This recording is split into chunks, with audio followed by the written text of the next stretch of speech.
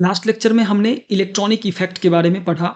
Electronic effect क्या होता है? तो किसी भी ऑर्गेनिक कंपाउंड के अंदर due to movement of electron कुछ इफेक्ट्स अराइज होते हैं। उसे हम कॉमनली इलेक्ट्रॉनिक इफेक्ट के नाम से जानते हैं। अब क्वेश्चन आता है कि यार किसी भी मॉलिक्यूल के अंदर या ऑर्गेनिक मॉलिक्यूल के अंदर मूवमेंट ऑफ इलेक्ट्रॉन होगा ही क्यों? तो देखो यार उसका जो है ना बहुत सारा रीज़न हो सकता है। ठीक है? और based on those reasons we have different type of electronic effect. उसमें से एक टाइप जो है वो है इंडक्टिव इफेक्ट। इस लेक्चर के अंदर हम इंडक्टिव इफेक्ट को इन डेप्थ स्टडी करने वाले हैं। तो बट देन एक चीज़ है, इंडक्टिव इफेक्ट को समझने से पहले हमें इलेक्ट्रोनेगेटिविटी के बारे में हमारा जो अंडरस्टैंडिंग है वो क्लियर होना चाहिए, तभी हम इंडक्टिव इफेक्ट को इन डेप्थ समझ पाएँगे। समझने की बात मैं बोल रहा हूँ। तो ठीक है, if that is the case let us start with electronegativity. Electronegativity क्या होता है? तो डेफिनिशन क्या कहता है कि इलेक्ट्रोनेगेटिविटी एक एटम का प्रॉपर्टी है जिसके कारण से वो शेयर्ड इलेक्ट्रॉन को अपनी तरफ खींच लेता है। तो क्या कहने का मैं कोशिश कर रहा हूँ, बेसिक रूप से इलेक्ट्रोनेगेटिविटी एक एटम का प्रॉपर्टी होता है जिसके कारण से वो क्या करता है, शेयर्ड इलेक्ट्रॉन यहाँ पे कौन सा है? तो बेसिक रूप से हमने दो एटम ले लिया है ए एंड बी। इसमें शेयर्ड इलेक्ट्रॉन ये और ये शेयर्ड इलेक्ट्रॉन है। लेट अस सपोज मैं 1 मिनट के लिए बोलता हूँ कि बी जो है वो ज़्यादा पावरफुल है, ज़्यादा इलेक्ट्रोनेगेटिव है। तो इसका मतलब है कि बी का जो एबिलिटी है वो क्या करेगा, एक्चुअली इलेक्ट्रोनेगेटिविटी क्या कहता है कि B now will be able to pull this electron. तो बेसिक रूप से बी क्या करेगा, इस इलेक्ट्रॉन को अपनी तरफ खींचेगा जिसके कारण से ये जो इलेक्ट्रॉन है ए का वो शिफ्ट होके यहाँ पे आ जाएगा यार। राइट? इसी एबिलिटी को, बी के इसी एबिलिटी को, इसी टेंडेंसी को हम इलेक्ट्रोनेगेटिविटी बोलते हैं। और हम यहाँ पे क्या बोलेंगे कि बी जो है वो ज़्यादा इलेक्ट्रोनेगेटिव है ए से। ठीक है? बेसिक रूप से अगर हम केमिस्ट्री के पॉइंट ऑफ व्यू से समझने की कोशिश करें, तो केमिस्ट्री के पॉइंट ऑफ व्यू से इलेक्ट्रॉन्स ऐसे अगर हम समझे, लेट अस सपोज मैं एक एग्जांपल ऐसा ले लेता हूँ, एक छोटा-सा एग्जांपल ऐसे क्लोरीन, ठीक है? क्लोरीन जो है इसके आउटर मोस्ट में हो जाता है 7 इलेक्ट्रॉन, ठीक है? अगर हम क्लोरीन का इलेक्ट्रॉनिक कॉन्फ़िगरेशन लिखेंगे तो 7 इलेक्ट्रॉन। और अगर थोड़ा बहुत भी हमें आइडिया है अबाउट ऑक्टेट रूल, तो ऑक्टेट रूल क्या कहता है कि एक एक एटम 8 इलेक्ट्रॉन अपने आउटर मोस्ट में रखने के बाद अपने आप को स्टेबल मानने लग जाता है। तो इस 8 इलेक्ट्रॉन को पूरा करने के चलते ये क्या करेगा, सी का जो ये इलेक्ट्रॉन है उसको अपनी तरफ खींचने की कोशिश करने लग जाएगा। तो केमिस्ट्री के पॉइंट ऑफ व्यू से डेफिनिशन आई थिंक कि क्लियर है कि क्या करता है केमिस्ट्री के पॉइंट ऑफ व्यू से, कि जो ऐसा ऐसा एटम जिसके पास आउटर मोस्ट में ऑलमोस्ट 7 इलेक्ट्रॉन है, 6 इलेक्ट्रॉन है, उसका क्या टेंडेंसी होगा कि जो शेयर्ड पेयर इलेक्ट्रॉन है उसको अपनी तरफ खींच ले और हम अपने टोटल नंबर ऑफ इलेक्ट्रॉन को इन आउटर मोस्ट ऑर्बिट को 8 कर दे ताकि हम स्टेबल हो जाए। ठीक है? एक ऑक्टेट रूल होता है जिससे हम ये डिसाइड करते हैं कि अगर एक एटम उसका 8 इलेक्ट्रॉन उसके आउटर मोस्ट में है तो वो अपने आप को स्टेबल मानने लग जाता है। तो उस पॉइंट ऑफ व्यू से यहाँ पे जो क्लोरीन है वो कार्बन का ये एक इलेक्ट्रॉन अपनी तरफ खींचने की कोशिश करेगा। तो ये जो है यहाँ पे हम बोलेंगे कि क्लोरीन जो है वो ज़्यादा इलेक्ट्रोनेगेटिव है देन कार्बन। राइट? तो ये एक केमिस्ट्री का सेंस है। नाउ हम थोड़े से बात करेंगे in terms of physics. Physics में इलेक्ट्रोनेगेटिविटी को हम कैसे मैप कर सकते हैं उसके बारे में बात करते हैं। मे बी हमने इलेक्ट्रोस्टैटिक फोर्स ऑफ अट्रैक्शन के बारे में पढ़ा ही होगा इन क्लास 10। और अगर तुम्हें याद नहीं है तो मैं एक बार बता दूं, इलेक्ट्रोस्टैटिक फोर्स ऑफ अट्रैक्शन क्या बोलता है कि अगर हमारे पास दो चार्ज है, एक प्लस क्यू और प्लस क्यू, राइट? तो ये दोनों आपस में क्या करेगा, रिपेल करेगा एक दूसरे को। अगर सिमिलर चार्ज है तो वो एक दूसरे को रिपेल करेगा, और एक प्लस है और दूसरा जो है वो माइनस है तो बेसिक रूप से क्या करेगा, वो एक दूसरे को अट्रैक्ट कर रहा होगा। तो ये बेसिक रूल है, फंडामेंटल रूल है इलेक्ट्रोस्टैटिक्स का। नाउ तो अगर मैं इस चीज़ को थोड़ा-सा इलेक्ट्रोस्टैटिक के पॉइंट ऑफ व्यू से एक्सप्लेन करने की कोशिश करूँ तो क्या होगा, देखो होगा ये कि हमारे पास ए है और ए में क्या होगा, ए के पास प्रोटॉन होगा। हम जानते हैं कि एक एटम जो है प्रोटॉन, न्यूट्रॉन एंड इलेक्ट्रॉन से बना होता है। तो न्यूट्रॉन जो है वो इन नेचर न्यूट्रल होता है, उसके पास कोई चार्ज नहीं होता। बट देन प्रोटॉन और इलेक्ट्रॉन जो होता है उसके अंदर उसके ऊपर positive and negative charge respectively हो रहा होता है। तो इलेक्ट्रॉन के पास नेगेटिव चार्ज होता है और प्रोटॉन के पास पॉजिटिव चार्ज हो रहा होता है। नाउ जो बी है, बी के पास भी प्रोटॉन है और बी के पास भी इलेक्ट्रॉन है। नाउ अब क्या होगा, इलेक्ट्रोस्टैटिक्स पॉइंट ऑफ व्यू से कैसे होता है ये, इलेक्ट्रोनेगेटिविटी क्या है? तो बी के पास जो प्रोटॉन है वो, उसका जो पावर इस इलेक्ट्रॉन पे है वो बहुत ज़्यादा है। क्या बोलने की कोशिश कर रहा हूँ मैं, बी के पास जो प्रोटॉन है उसका जो पावर, जो खींचने की क्षमता इस वाले इलेक्ट्रॉन पे है वो बहुत ज़्यादा है देन ए के प्रोटॉन से। इट मीन्स कि ए का प्रोटॉन उसको इतना ज़्यादा इफेक्टिव रूप से इस इलेक्ट्रॉन को अपनी तरफ नहीं खींच पा रहा है जितना बी का proton. And that is why हम क्या बोलते हैं कि electronegativity of B is greater than electronegativity of A. समझ में आ रहा है यार? ये एक फिजिक्स के पॉइंट ऑफ व्यू से है, but then this is just for understanding. जो बेसिक डेफिनेशन है इलेक्ट्रोनिगेटिविटी का वो ये कहता है कि एक एटम का टेंडेंसी जिससे कि वो शेयर्ड इलेक्ट्रॉन को अपनी तरफ खींचने की कोशिश करे और अपनी तरफ शिफ्ट करवा ले, उसको हम बोलते हैं इलेक्ट्रोनिगेटिविटी, राइट? अब हम क्या करेंगे, अब हम एक एग्जाम्पल लेंगे और उस एग्जाम्पल के थ्रू थोड़ा सा और समझने की कोशिश करेंगे इलेक्ट्रोनिगेटिविटी का। तो मैं क्या करता हूँ, मैं लेता हूँ B plus, B and then B minus, right? अब इस तीनों एग्जांपल में समझने की कोशिश करते हैं कि किसका इलेक्ट्रोनिगेटिविटी ज़्यादा होगा फिजिक्स के पॉइंट ऑफ व्यू से समझेंगे। And then we will backward make it to electronegativity basic definition. तो क्या होगा जब हम बी की बात करते हैं, तो बी के पास प्रोटॉन होगा ऑफ कोर्स, और मान लेते हैं कि जो बी है उसके आउटर मोस्ट में 2 इलेक्ट्रॉन है। कितने इलेक्ट्रॉन है उसके आउटर मोस्ट में? 2 इलेक्ट्रॉन है। और बी माइनस के आउटर मोस्ट में अब कितना कितना होगा ये हम एक बार सोचने की कोशिश करते हैं। तो बी के आउटर मोस्ट में 2 इलेक्ट्रॉन है, तो बी प्लस में कितना होगा? ऑफ कोर्स हमने 1 इलेक्ट्रॉन हटाया होगा तभी ये प्लस आया होगा, तो इसके आउटर मोस्ट में 1 इलेक्ट्रॉन रह रहा होगा। इसमें हमने 1 इलेक्ट्रॉन ऐड किया होगा तभी ये माइनस में गया होगा, तो ऑफ कोर्स इसके आउटर मोस्ट में 3 इलेक्ट्रॉन रह रहा होगा, राइट? नाउ अब अगर हम बात करते हैं कि कोई एक बंदा जो अगेन ए पी जो बंदा है उसके बारे में हम उससे इंटरेक्शन की बात करते हैं कि किस तरीके से ये चीज़ें चेंज हो जाएंगी। नाउ ए पी जो है, आई मीन ए में जो नंबर ऑफ प्रोटॉन्स हैं या ए का जो स्ट्रक्चर हो जाएगा वो इस तरीके का है। ए में ऑलरेडी हमारे पास, हमने ए में कोई चेंज नहीं करा है, हमने केवल बी में चेंज करा है, B plus, B and B minus. Now अब देखो, अब क्या है कि ऑलरेडी हम जानते हैं कि जो बी है, इस केस को ही मैं एक्सटेंड कर रहा हूं यहाँ पे, जो बी का जो प्रोटॉन है उसके पास बहुत ज्यादा ताकत है इसको खींचने की, राइट? इसके पास बहुत ज्यादा ताकत है कि वो ए के इलेक्ट्रॉन को अपनी तरफ ऐसे खींच ले, राइट?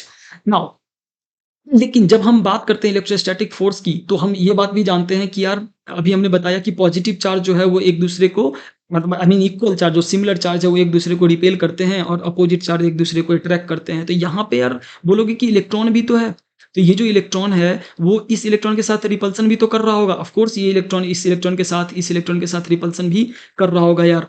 तो सिमिलरली ये जो इलेक्ट्रॉन, ये जो क्या एपी इसके इलेक्ट्रॉन को नहीं खींच रहा होगा? ऑफ कोर्स एपी जो है वो इसके इलेक्ट्रॉन को भी अपनी तरफ खींच रहा होगा, लेकिन जो ज्यादा पावरफुल होगा उसकी इलेक्ट्रोनिगेटिविटी उससे ज्यादा। ठीक है, तो ये एक सिनेरियो हमें समझ में आया। नाउ मैं इस सिनेरियो पे आता हूं और मैं फिर कंपेयर करूंगा।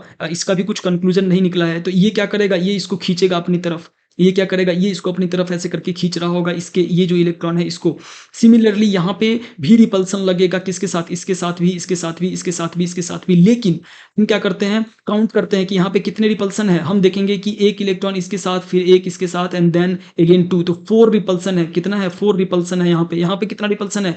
3 रिपल्सन है। और यहाँ पे देखोगे तो टोटल जो रिपल्सन हो जाएगा, एक इसके साथ, एक इसके साथ, एक इसके साथ, देन एक इसके साथ, एक इसके साथ, एक इसके साथ, 6 रिपल्सन होगा। ऑफ कोर्स हमें समझ में आ रहा है कि यहाँ पे जो रिपल्सन है वो सबसे कम है। It means what? It means कि और ऑलरेडी हम एक बात जानते हैं कि बी के प्रोटॉन का जो पावर है इलेक्ट्रॉन को खींचने का वो ज्यादा है। कहाँ से मुझे पता है? यहाँ से मुझे पता है, ऑलरेडी मालूम है कि इलेक्ट्रोनिगेटिविटी जो है बी का वो ज्यादा है ए से। इसका मतलब है कि इस केस में क्योंकि रिपल्सन घट गया, इसका क्या मतलब है कि ये और इफेक्टिवली क्या करने लग जाएगा, और इफेक्टिवली इस बंदे को खींचने लग जाएगा। किसको? इस इलेक्ट्रॉन को, क्योंकि रिपल्सन तो घट गया, राइट? यहाँ पे रिपल्सन 4 है और बराबर है, तो जैसा यहाँ पे लग रहा था वैसा ही लगेगा। तो हम ये बोल सकते हैं क्या कि इसकी इलेक्ट्रोनिगेटिविटी जो है वो इसके इलेक्ट्रोनिगेटिविटी से ज्यादा है, एंड इसकी जो इलेक्ट्रोनिगेटिविटी है वो बी माइनस की इलेक्ट्रोनिगेटिविटी से ज्यादा है।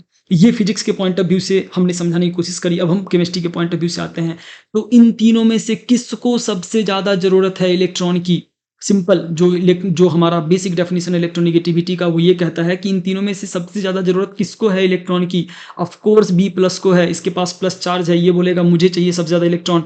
तब ये आएगा एंड देन ये आएगा। तो हम केमिस्ट्री का जो नॉर्मल पॉइंट ऑफ व्यू है, उसके जो डेफिनेशन के पॉइंट ऑफ व्यू से है, उससे भी हम समझ चुके हैं कि बी प्लस जो है वो बहुत ज्यादा पावरफुल हो जाएगा then this one and then this one. I will tell you one fact कि जो बी माइनस है वो इतना ज़्यादा पावरलेस हो जाता है कि कई बार ऐसा हो जाता है कि अब इंस्टीड की बी जो है वो ए के इलेक्ट्रॉन को खींचे, ए बी के इलेक्ट्रॉन को खींचने लग जाता है। ये ऐसा भी कई बार ड्रास्टिक चेंज देखने को मिलता है जब इसके पास ये बेसिक रूप से इसने स्टेबिलिटी को अटेंड कर लिया और स्टेबिलिटी अटेंड करने के बाद चेंजेस जो है वो ड्रास्टिकली चेंज हो जाता है। कई बार हमें ऐसा देखने को मिल रहा होता है। ठीक है, तो हम बेसिक रूप से मोटे-मोटे तौर पे इलेक्ट्रोनेगेटिविटी को समझ गए। अब मैं इस सीरीज पे आता हूँ। ये सीरीज क्या कहता है? ये सीरीज बेसिक रूप से इलेक्ट्रोनेगेटिविटी का एक सीरीज है जो कि पॉलिंग स्केल पे लिखा गया। यार देखो, बहुत सारा स्केल चलता है मार्केट के अंदर, लेकिन जो जेईई, नीट, बोर्ड के एग्जाम के पॉइंट ऑफ व्यू से हमारे एनसीईआरटी में जो कंसीडर करा गया है वो है पॉलिंग स्केल। तो पॉलिंग स्केल के बेसिस पे जो ये सीरीज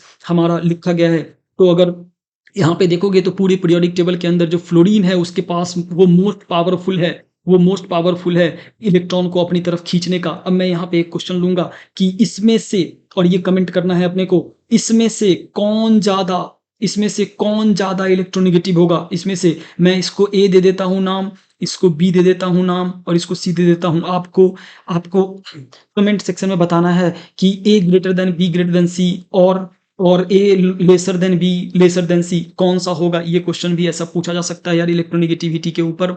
ठीक है, तो बेसिक रूप से सिमिलरली आप इसके लिए ओ के लिए भी इस तरीके का सिचुएशन क्रिएट कर सकते हो एंड सो ऑन। तो बेसिक रूप से जो हम जो नॉर्मल है, जो चार्ज्ड एलिमेंट्स नहीं है, एटम्स नहीं है, उसके बारे में यहाँ पे बात कर रहे हैं। तो उसमें पूरे पीरियोडिक टेबल के अंदर जो फ्लोरीन है उसका पॉलिंग स्केल पे जो इलेक्ट्रोनेगेटिविटी का जो वैल्यू होता है वो 4 है, जो कि अगेन ये कैसे निकाला गया, एक रिलेटिव वैल्यू है। दूसरे एटम के रिलेटिव हम इसको एक वैल्यू प्रोवाइड कर दिया हमने, इसको 4 दे दिया। सिमिलरली ओ का 3.5 एंड सो ऑन। देख पा रहे होगे कि मोस्टली जो नॉन मेटल वाले लोग हैं वो यहाँ पे रिसाइड कर रहे हैं, और ऑर्गेनिक केमिस्ट्री के अंदर हम नॉन मेटल को बड़ा ही डेप्थ में स्टडी करते हैं। तो यहाँ पे अगर हम देख पा रहे होंगे तो कार्बन, जब हम ऑर्गेनिक की बात करते हैं तो वो all about carbon and its compound के बारे में बात हो रही होती है। तो वो लोग जो कार्बन से ज़्यादा इलेक्ट्रोनेगेटिव हैं वो कार्बन के इलेक्ट्रॉन खींच लेंगे, और वो लोग जो कार्बन से कम इलेक्ट्रोनेगेटिव हैं वो कार्बन को अपना इलेक्ट्रॉन दे देंगे, और कार्बन जो है वो बीच में यहाँ पे रह रहा होगा। और यही जो एक छोटा सा कंसेप्ट है इलेक्ट्रोनेगेटिविटी का, पूरे इंडक्टिव इफेक्ट में हम इसी चीज़ को समझने की कोशिश कर रहे होते हैं। मैंने कुछ एग्जाम्पल ले रखा है इंडक्टिव इफेक्ट को समझने के लिए, तो हम इसको अभी शुरू करते हैं। तो जैसा कि अभी मैंने बताया कि फ्लोरीन जो है वो पूरे पीरियोडिक टेबल का सबसे पावरफुल बंदा है। वो किसी से भी अपन इलेक्ट्रॉन लेने की क्षमता रखता है। कार्बन से तो जरूर ले लेगा। कार्बन का इलेक्ट्रोनेगेटिविटी 2.55, जो कि फार लेसर देन है 4 से, राइट। तो हम बोलेंगे कि ये जो शेयर्ड इलेक्ट्रॉन है, यहाँ पे जो इलेक्ट्रॉन है किसका, कार्बन का जो इलेक्ट्रॉन है वो फ्लोरीन अपनी तरफ खींच लेगा। और जैसे ही फ्लोरीन अपनी तरफ ये इलेक्ट्रॉन खींचेगा तो क्या होगा यहाँ पे, तो क्या होगा ना, अब हम यहाँ पे इंडक्टिव इफेक्ट को करना शुरू कर देते हैं। तो अब क्या होगा कि ये जो फ्लोरीन है ना, इसको लगेगा कि यार हमने इसका इलेक्ट्रॉन खींच लिया अपनी तरफ, इसका इलेक्ट्रॉन कार्बन का, लेकिन एक्चुअली ये नहीं खींचता। हमने यहाँ पे बताया था कि ये शिफ्ट होता है किसके तरफ, इसके तरफ। एक्चुअल मूवमेंट नहीं है, पूरा कंप्लीटली इसके तरफ नहीं चला जाता, थोड़ा सा अपना पोजीशन से डिस्प्लेस होता है, जिसके कारण से फ्लोरीन को यहाँ पे लगने लग जाएगा कि इसके ऊपर उसने कार्बन का इलेक्ट्रॉन खींच लिया और एक निगेटिव चार्ज इसके ऊपर डेवलप हो रहा है, ये इसे लगने लग जाएगा। एट द सेम टाइम, और ये डेल्टा, ये जो मैं ऐसे लिख रहा हूँ, ये डेल्टा होता है। डेल्टा का मतलब होता है वेरी स्मॉल चार्ज इसके पास आएगा, इलेक्ट्रॉन आएगा, लेकिन बहुत ऐसा नहीं है कि कंप्लीटली इसके पास आ जाएगा। अगर कंप्लीटली आ जाता तो मैं माइनस दिखाता, कंप्लीटली नहीं आ रहा, थोड़ा सा शिफ्ट हो रहा है, तो हम डेल्टा, बहुत कम चार्ज यहाँ पे डेवलप हो रहा होगा, राइट। सिमिलरली जो कार्बन है उसको लगेगा कि हमने इलेक्ट्रॉन लूज कर दिया, राइट। और जैसे ही इस कार्बन को लगा कि इसने इलेक्ट्रॉन लूज कर दिया तो इसके ऊपर डेल्टा पॉजिटिव चार्ज आ जाएगा, राइट। और डेल्टा पॉजिटिव चार्ज किस सेंस में मैं बोल रहा हूँ कि इसके ऊपर पॉजिटिव नहीं आएगा, इसने कार्बन ने इलेक्ट्रॉन लूज करी नहीं है, ये यहाँ पे केवल शिफ्ट हुआ है। थोड़ा सा ध्यान रखना, ये शिफ्ट होता है, कोई लूजिंग नहीं होता कि कोई एक विन कर गया कोई एक लूज कर गया, कंप्लीटली कुछ नहीं होता, बस एक शिफ्ट होता है, एक मूवमेंट होता है towards more electronegative element. Now जैसे ही कार्बन कार्बन प्लस में चेंज किया, ये कार्बन से ज्यादा इलेक्ट्रोनेगेटिव हो गया, इजंट इट। यहाँ पे देखो बी प्लस जो है वो बी से ज्यादा इलेक्ट्रोनेगेटिव है, मतलब सी प्लस जो होगा, डेल्टा प्लस ही सही लेकिन सी प्लस है ना यार, तो ये ज्यादा इलेक्ट्रोनेगेटिव हो जाएगा किससे, सी से। तो क्या करेगा, ये बगल वाले से इस इलेक्ट्रॉन को, जो यहाँ पे इलेक्ट्रॉन है वो उसको अपनी तरफ खींचेगा, जिसके कारण से इसको फील होगा कि इसने कुछ इलेक्ट्रॉन लूज कर दिया। और मैं प्लस प्लस क्यों लिख रहा हूँ, रीजन है कि बहुत ज्यादा शिफ्ट यहाँ पे सिग्निफिकेंटली लो, मतलब क्योंकि यहाँ पे जो ये प्लस है वो बहुत कम है, बहुत छोटा चार्ज है, तो इससे भी छोटा शिफ्ट यहाँ पे ये प्रोड्यूस करके देगा। ऐसा नहीं होगा कि ये प्लस चार्ज है तो प्लस ही यहाँ पे जनरेट कर देगा, नहीं, ये बहुत छोटा हो जाएगा। अगेन ये इसके ऊपर प्लस चार्ज आया तो ये क्या करेगा, इस कार्बन का इलेक्ट्रॉन को अपनी तरफ खींच लेगा, ये वाले इलेक्ट्रॉन को अपनी तरफ खींचेगा, और यहाँ पे इस कार्बन को फील होगा कि इसने भी इलेक्ट्रॉन क्या किया है, इसने भी इलेक्ट्रॉन को लूज कर लिया है, और इसके ऊपर delta delta delta positive charge हो जाएगा। और ये चीज जो है ना इतना ज्यादा स्मॉल होता है कि अगेन ये चाहता तो है कि इस कार्बन से इलेक्ट्रॉन खींचे, और ये खींचता भी है, लेकिन हम इसे रिप्रेजेंट यहाँ पे नहीं करेंगे, बिकॉज ये delta delta delta of positive जो है वो इतना ज्यादा इनसिग्निफिकेंट चीजें हो जाएंगी जिसको हम रिप्रेजेंट नहीं करते। तो मोटे-मोटे तौर पे हम ये समझ चुके हैं कि जो ये इंडक्टिव इफ़ेक्ट होता है वो 3 कार्बन तक ही इफ़ेक्टिव होता है, उसके बाद हम इसको नेग्लिजिबल मान के छोड़ देते हैं, राइट? तो इंडक्टिव इफ़ेक्ट हमें एक पर्सपेक्टिव में समझ में आया, जब एक एक ऐसा बंदा लगा हुआ है जो हाईली इलेक्ट्रोनेगेटिव है, जो इलेक्ट्रॉन को खींच सकता है पूरे सिस्टम से, और पूरे सिस्टम में हम देख पा रहे होंगे कि पॉजिटिव नेगेटिव चार्जेस डेवलप करके रख दिया है इसने, राइट? इससे रिलेटेड हम कई कुछ पॉइंट्स डिस्कस करेंगे जो कि डायरेक्ट रूप से एग्जाम्स के अंदर एमसीक्यू में पूछ लिया जाता है। ठीक है, इससे रिलेटेड हम वो पॉइंट डिस्कस करेंगे, लेकिन हमारे पास एक और एग्जांपल है जो आप देख रहे होंगे यहाँ पे। इस एग्जांपल को हम देखते हैं। तो हमने अभी क्या बताया था कि यार ऐसा कई बार होता है कि जैसे ही आप माइनस में जाते हो ना, जैसे ही मैंने बी के माइनस के बारे में बात करी थी, तो आप सामने वाले से बहुत कमजोर हो जाते हो, एज इफ कि सामने वाला आपसे इलेक्ट्रॉन खींचने लग जाता है। तो ऐसे केस में क्या होगा कि ऑलरेडी इसके पास इलेक्ट्रॉन्स हैं, राइट? ये जो हमारा ऑक्सीजन है इसके पास ऑलरेडी, अगर आप देखोगे तो बेसिक रूप से इसके पास एक्सेस इलेक्ट्रॉन है, जिसके कारण से ये क्या होगा कि ये पुअर पर जाएगा, ये स्टेबल है, ये पुअर है, ये अब खींचने की टेंडेंसी नहीं रखता, खींचने का ताकत नहीं रखता, तो अब जो है वो कार्बन खींचने लग जाएगा इससे। वेरी इंपॉर्टेंट थिंग, यहाँ पे कार्बन खींचने लग जाएगा, और यहाँ पे इसको लगेगा कि डेल्टा पॉजिटिव चार्ज यहाँ पे डेवलप हुआ है, और कार्बन जो है वो इसके इस इलेक्ट्रॉन को खींच लेगा अपनी तरफ। हमें कैसे पता चलेगा कि कब कार्बन खींच लेगा और कब ये खींचेगा, इसके बारे में, ये पावर के बारे में हमें कैसे पता चलेगा, इसके बारे में हम नेक्स्ट लेक्चर में इस पावर को कंपेरिजन कैसे करते हैं वो अपन देखेंगे। अभी के लिए बस हम इस एग्जाम्पल से समझने की कोशिश करते हैं कि क्या क्या हो सकता है पॉसिबिलिटीज। अगेन जैसे ही इसके पास निगेटिव आया, अब हम क्या बोलते हैं कि यार निगेटिव वाला जो है वो पॉजिटिव वाले से कमजोर होता है, मतलब ये बंदा बोलेगा चलो चलो चलो मेरे को इलेक्ट्रॉन दो तुम अपना, और ये इस इलेक्ट्रॉन को अपनी तरफ शिफ्ट करवाएगा, और जैसे ही शिफ्ट होगा तो क्या होगा, डेल्टा डेल्टा निगेटिव, बहुत ज्यादा शिफ्ट। अगेन यहाँ पे नहीं होगा लाइक हियर। अगेन इसको क्या लगेगा कि इसके पास ज्यादा इलेक्ट्रॉन है, ये ज्यादा इलेक्ट्रोनेगेटिव हो गया ऑल टुगेदर इस वाले रूल से, तो ये बोलेगा कि चलो यार मेरे को दो ये delta delta delta negative. And again यहाँ पे भी लाइक पॉजिटिव निगेटिव में भी 3 ही कार्बन तक हमारा इंडक्टिव इफेक्ट नजर आता है। और ये जो प्रोसेस है ना जिसमें कि हम देख पा रहे हैं कि जो मोर इलेक्ट्रोनेगेटिव एटम है वो, ये बेसिक रूप से मोर इलेक्ट्रोनेगेटिव हो गया इसके कंपैरिजन में, राइट? ये यहाँ पे मोर इलेक्ट्रोनेगेटिव हो गया इसके कंपैरिजन में, राइट? तो मोर इलेक्ट्रोनेगेटिव एटम जो है वो लेस इलेक्ट्रोनेगेटिव एटम से उसके इलेक्ट्रॉन को अपनी तरफ खींच लेते हैं, और उसके कारण से एक इफेक्ट यहाँ पे क्रिएट हुआ है, जैसा कि हम बिगिनिंग ऑफ लेक्चर में डिस्कस कर रहे थे। Electronic effect arises due to movement of electron within organic compound, और हमने बताया था कि क्या क्यों मूवमेंट होता है। तो एक रीजन जो है वो इलेक्ट्रोनेगेटिविटी डिफरेंस के कारण मूवमेंट ऑफ इलेक्ट्रॉन हो रहा होता है, और उसको हम under the name inductive effect के अंदर पढ़ रहे होते हैं, जो अभी हम पढ़ाई कर रहे हैं। मोटे मोटे तौर पे हमें इंडक्टिव इफेक्ट के बारे में चीजें समझ में आ रही है। अब हम क्या करेंगे, अब हम बेसिक रूप से इसके रिलेटेड डेफिनेशंस और कुछ पॉइंट्स हैं उसको डिस्कस करेंगे, ठीक है? हाँ यार, तो डेफिनेशन क्या कहता है, displacement of sigma electron towards more electronegative atom is known as inductive effect. हमने सब कुछ बात करी यहाँ पे कि हाँ डिस्प्लेसमेंट होता है, मूवमेंट होता है, इलेक्ट्रॉन्स का होता है, किसके तरफ, मोर इलेक्ट्रोनेगेटिव एटम की तरफ होता है इलेक्ट्रॉन का मूवमेंट, उसको हम लोग बोल देते हैं इंडक्टिव इफेक्ट। लेकिन यहाँ पे एक नया टर्म देखने को मिल रहा होगा, सिग्मा, ठीक है? तो सिग्मा के बारे में हमने कुछ नहीं बोला, इसके बारे में हम डिटेल में बात करेंगे अभी पॉइंट्स के अंदर, ठीक है? तो इसको हम अभी लेंगे, अभी मैं इसको होल्ड पे रखता हूं, अभी पॉइंट्स के अंदर हम इसको डिटेल में बात करेंगे कि क्यों सिग्मा बोला गया है, और क्या और कौन कौन सी टाइप्स ऑफ इलेक्ट्रॉन्स पॉसिबल है। नाउ जो पॉइंट्स हैं उसको डिस्कस करना शुरू करते हैं। तो पॉइंट क्या कह रहा है, due to inductive effect partial charge जो कि डाइपोल है इज क्रिएटेड इन मॉलिक्यूल। हमने देखा अभी देखा हमने कि यार ऐसा कुछ हमने मॉलिक्यूल लिया था, राइट? अभी हमने ऊपर एग्जांपल में ये देखा कि ऐसा कुछ मॉलिक्यूल लिया था जिसमें इस पे डेल्टा पॉजिटिव, इस पे डेल्टा निगेटिव, उल्टा इस पे डेल्टा निगेटिव, इस पे डेल्टा पॉजिटिव, इस पे delta positive, delta delta positive and so on, right? तो एक डाइपोल क्रिएट हो गया। डाइपोल क्या होता है, अगर सेम ही मॉलिक्यूल के ऊपर ना अगर सेम ही मॉलिक्यूल के ऊपर पॉजिटिव एंड नेगेटिव दोनों चार्ज डेवलप हो तो हम उसको डाइपोल बोल देते हैं, राइट। तो बेसिक रूप से डाइपोल ये होता है फिजिक्स के अंदर, एक दो चार्ज है जो कि एक एन डिस्टेंस, एक एक्स डिस्टेंस, एक डी डिस्टेंस के ऊपर रखा गया है, और इस पूरे ऐसा ऐसा सिस्टम को हम डाइपोल बोलते हैं। एक positive charge and negative charge separated at D distance is called dipole. यहाँ भी तो वही है ना यार, सेम ही मॉलिक्यूल के ऊपर क्या हुआ है कि positive charge and negative charge develop हुआ है, तो ये जो है वो ये डाइपोल यहाँ पे क्रिएट करके आया है। तो वो बोल रहा है कि due to inductive effect partial charges is created in a molecule, I mean dipole is created. तो देख सकते हो कि ये पूरा जो है वो एक पॉजिटिव चार्ज बन गया है और ये जो पूरा है वो एक नेगेटिव चार्ज बन गया है। तो ये जो है हमारा डाइपोल यहाँ पे क्रिएट हुआ है। तो एग्जाम में कई बार डायरेक्टली पूछ दिया जाता है एमसीक्यू क्वेश्चन के अंदर कि is in inductive effect dipole is created within molecule, the answer is yes, right. वो हमारा आंसर करेक्ट होता है।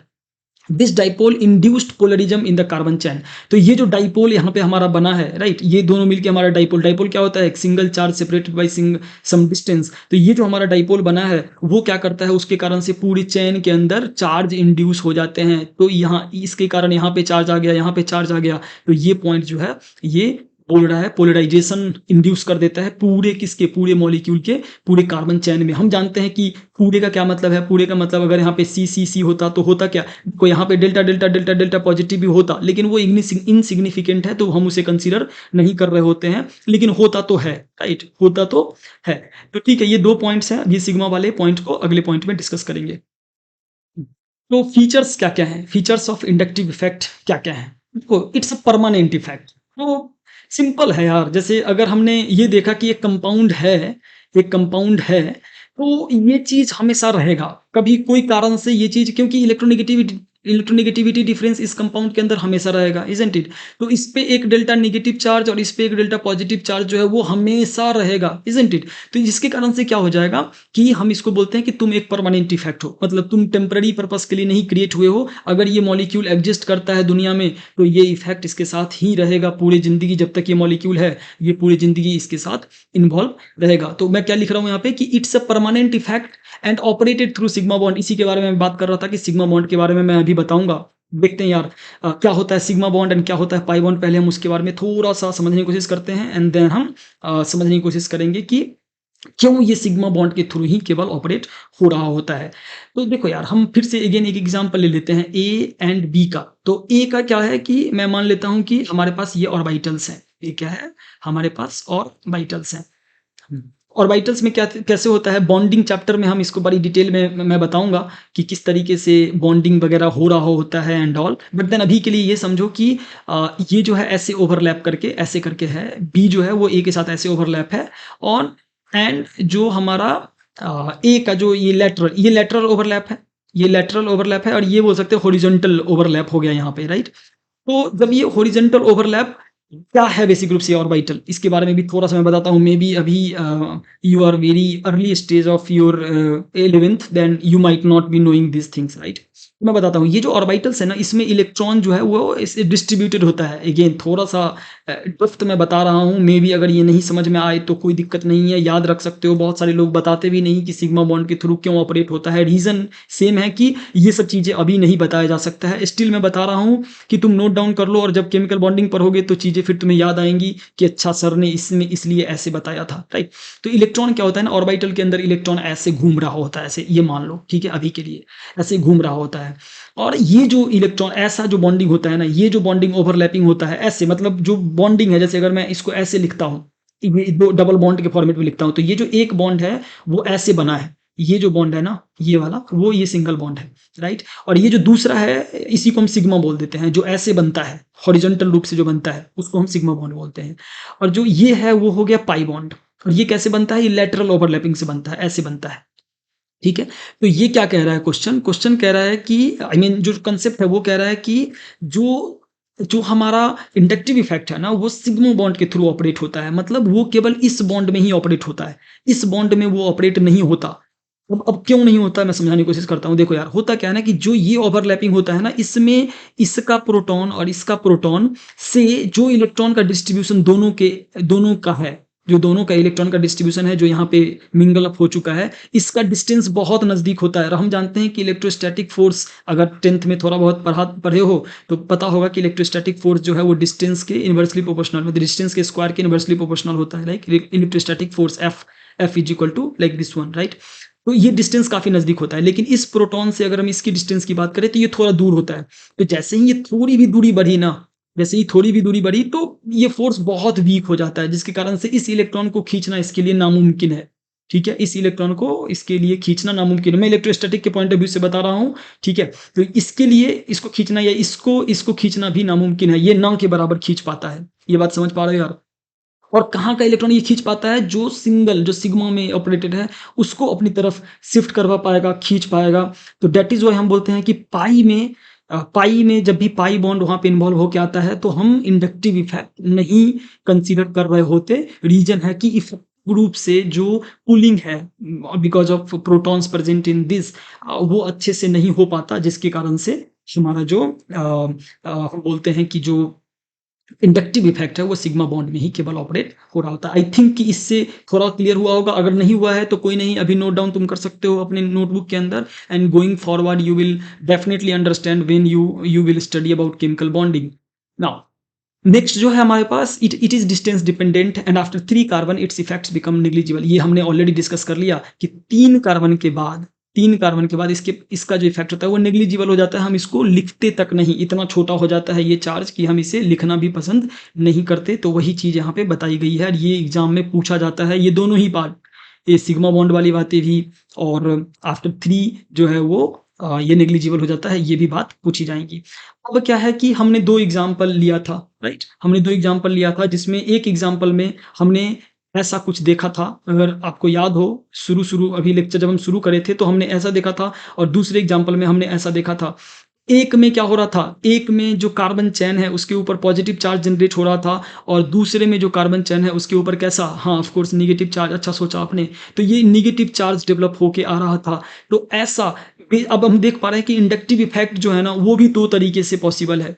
एक जिसमें कि चार्ज इंड्यूस हो जा रहा है, निगेटिव चार्ज को इंड्यूस कर दे रहे हैं, और दूसरा जिसमें निगेटिव चार्ज को हम खींच ले रहे हैं, राइट?